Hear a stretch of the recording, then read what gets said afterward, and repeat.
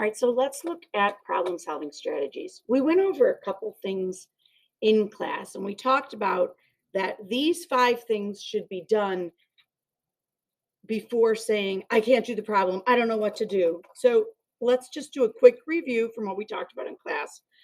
The first thing you would want to do is reread the problem. All right. Sometimes reading it once and presuming that you will actually understand the entire thing is not enough. We want to relook at the problem, really make sure you understand what's going on.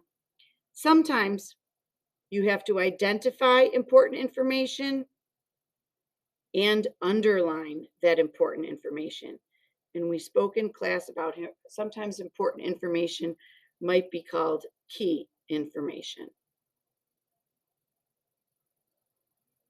We also spoke about how my favorite strategy is to draw a picture.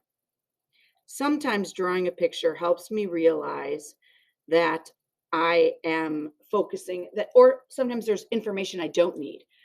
I didn't need that it was, whose hand it was. I just needed to know which measurement was the largest in the question. So drawing a picture sometimes helps me map out the information and then I'm able to attack it. A question you may want to consider asking is, what do I know? Sometimes it's vocabulary. We talked about the word express and what does that mean? That means to write it out. Express 3 times 10 to the second power in standard form. So it could be a vocabulary word like that. It could also be finding something that you don't know in comparison. Maybe it asks for a natural number or a composite number. You're not sure what those things are. One of my favorite strategies is the stop, think, go. And I think this is an area a lot of you need to slow down and focus on.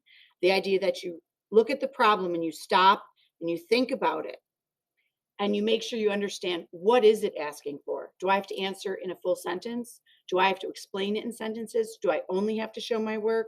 What are the labels that it's looking for? Is it looking for centimeters? Do I need to convert? Really make sure you understand what's going on.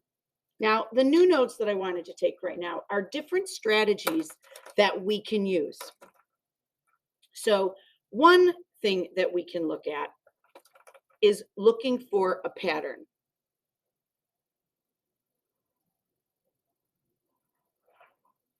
Now, a pattern sometimes exists.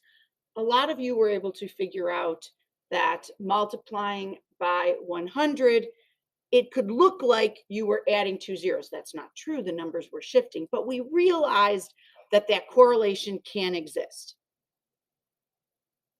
Another strategy to look at is to use manipulatives. Now, we used it when we looked at the meter stick, and we were looking that the bumblebee in the problem was 1 centimeter long.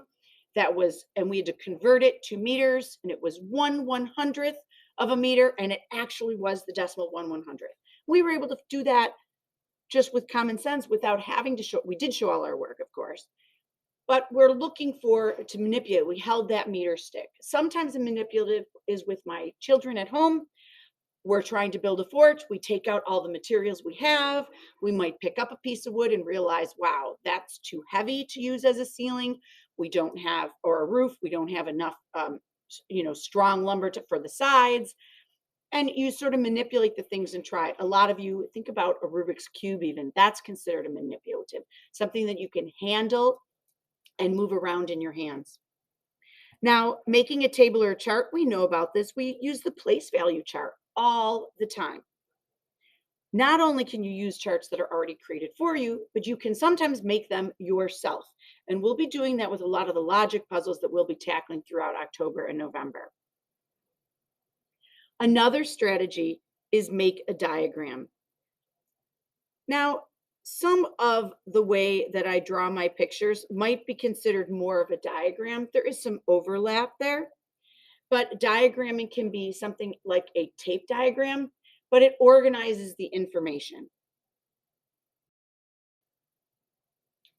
There is also a guess and check.